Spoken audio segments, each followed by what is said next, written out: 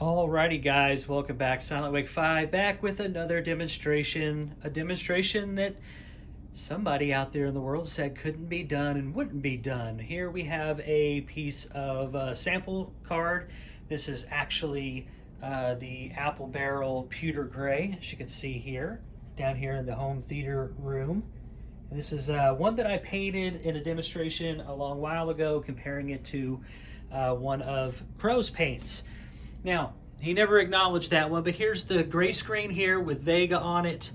I will put it here in the light so you can see that the tone here is fairly similar. Fairly similar. It's a gray.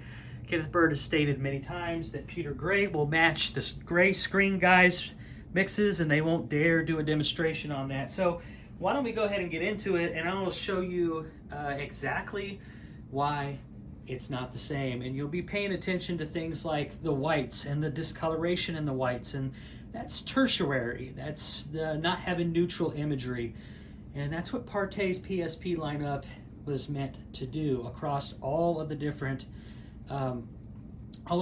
colors and tones that you can buy from that lineup. One of the goals that were implemented by Danny and PARTAY was that there would be no tertiary shift, meaning that the white purity, which is going to help overall picture quality, white balance, color purity, all that kind of stuff, would not be shifting towards a tan or a beige or a green or a blue or any kind of weird colors, because not all paints are mixed the same way. And it gets a little bit complicated. I don't want to get too nerdy about it, but let's watch the demonstration here. And you can already see there on the pewter gray, you can see the yellowish, the tannish color there in the actual white levels that's supposed to be snow. That's the difference between what you're buying from the PSP lineup and a common gray paint that anybody could go out and buy, and a paint that Kenneth Bird himself stated would match everybody's gray product, that they would not do this demonstration, but I'm here today doing it for you. I will go back and try to find the video where I painted this initially, but I have a lot more left in that bottle if I wanted to do it again. If I had, I'm not going to go through all the rigmarole and jump through all the hoops. I've done enough of that shit in this space. But I want to show you the difference there, is that yellow tinge is completely different in tone compared to Vega from the PSP lineup. Again, Vega being $60, and products like what Kenneth Bird makes is substantially more. Let's go ahead and do that star field, get it out of the way so you can see the star field down here in the space. You can see how the light affects one side there, and it's more shaded on the other side. Black levels are fine on a gray screen. A well done gray screen of any kind doesn't have to necessarily be paint or anything like that. Remember that in this space, if I'm down here in the room watching a movie or a flick, I probably won't have that light on, but I may have these two back here, and the hallway light on there, and the hallway light out there, which also keeps the room well enough illuminated that, again, I'm not tripping over shit, I'm not stubbing my toe, we're not tripping over each other down here. Everybody can see everything in the room just fine, and the screen is still going to be able to produce a immersive experience within the content that we're watching. So there you go. There's the star field. And we'll go into, let's do more white, so you can definitely see the differences here in the white tones, the white purity, that neutral imagery that PARTAY was selling all along with the PSP lineup. This is what he was looking into, and why things took longer, because it takes time to get to that place. You can see the yellowy, dingy look there on the pewter gray. It is nowhere near the same as Vega from the PSP lineup from PARTAY. Clearly you can see the difference. Clearly you can see the difference. And I can hide the screen, and there you go. Right? It's a gray, pewter gray, Vega. Not exactly the same shade of gray, but it wouldn't matter anyway. It's the blend of the paint that's shifting that white towards that tan. It's tinting. They're tinting a specific shade of gray there. and not all grays are going to work the same way for this purpose. This is a handcrafted, tailored product made for projection in mind, hence the focus on pure whites. They will be dimmer than a white screen. The whites will be dimmer, but they will not be shifted into some weird offshoot color like what we're seeing from the pewter gray. Very, very important, because that will affect your colors. Okay? We'll see how it looks like with the blue in the oceans. You see it even here with the sandwich, it just dulls and muddies up everything, even though it's a gray. You're not getting that from Vega. You're not. Look how much brighter and more pure the water looks on Vega compared to the pewter gray. It is not the same thing. It's the total difference. I would not want to watch the pewter gray. It's not just that simple. You see the difference. Remember, this is a pewter gray is a specific paint that Kenneth Bird said would match not only Crow's paints, but also Danny's. And I'm here to show you that that is simply not the case. Clearly, it's not the case. So again, you have ranting and jabberjawing and just running diarrhea of the mouth from Kenneth Bird, over there prancing around in his little white tee, flexing his booby muscles, thinking he's the cat's meow, and saying a bunch of bullshit that just is not true. How does it feel to look that stupid every day, Ken? I mean, honestly. Let's see how it affects the greens.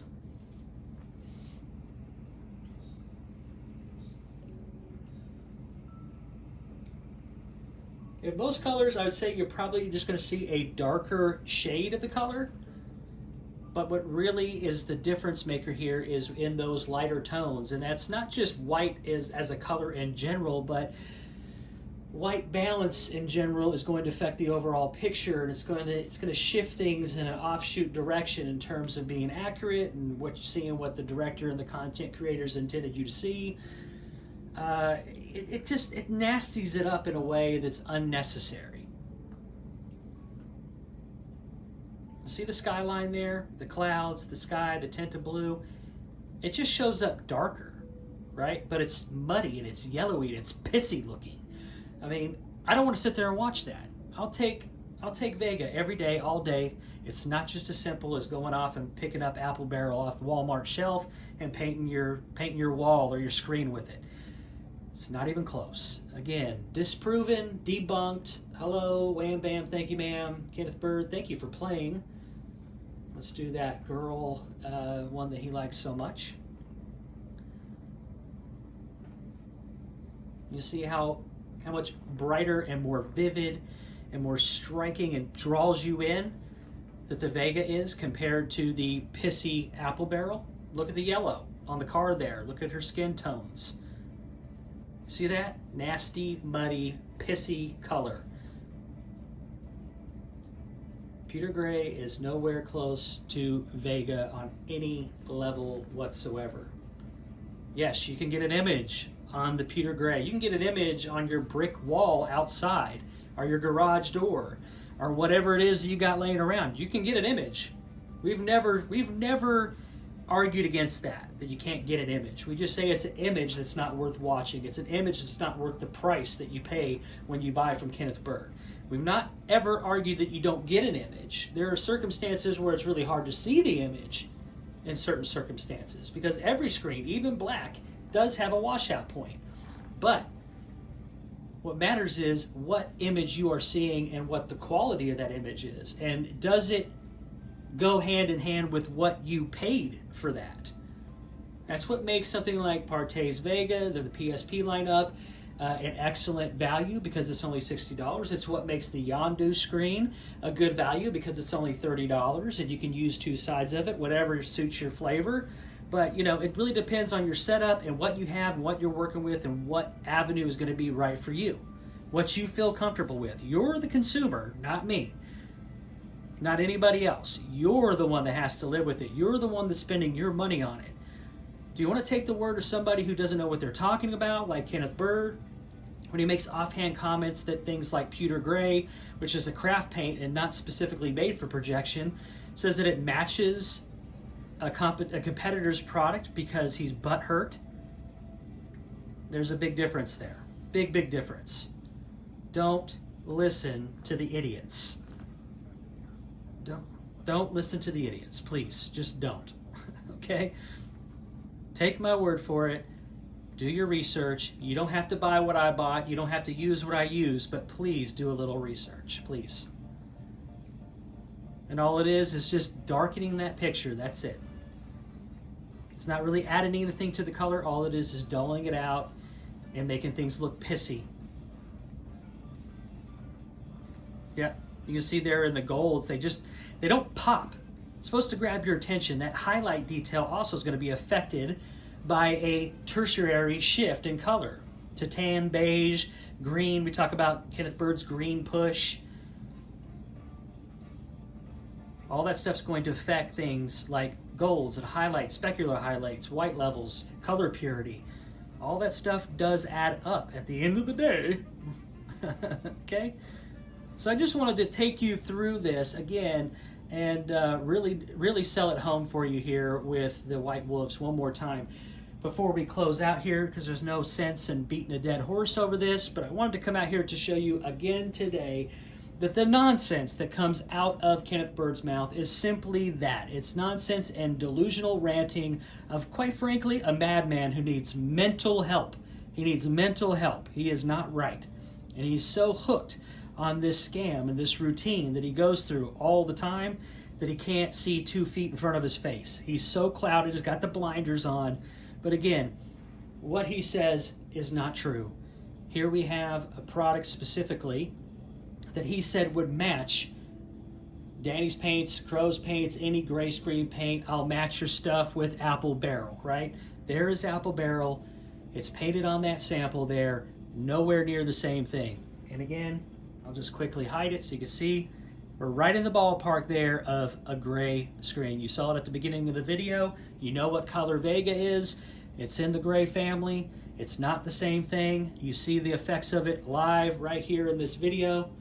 And yeah, you're better off going this route, or maybe trying out the Yondu, or even making your own. Maybe we'll dabble into that. But also we have probably at least maybe 1, maybe 2 more videos back with the Yondu, and we're going to try to pair that up with the JVC. I had a request from Brother Derek to do that, and I'm going to make sure that I get that done so we can look at low lumen on the black and low lumen on the light side as well. Okay, when I have time to get to that, we are going to get that done and show you the versatility a little bit more on the Yondu screen. Guys, thanks for joining me today, and once we get all this wrapped up, we'll be ready to hot scoot and get back to regular real life again, all right? So take care, God bless, be safe, we'll catch you next time.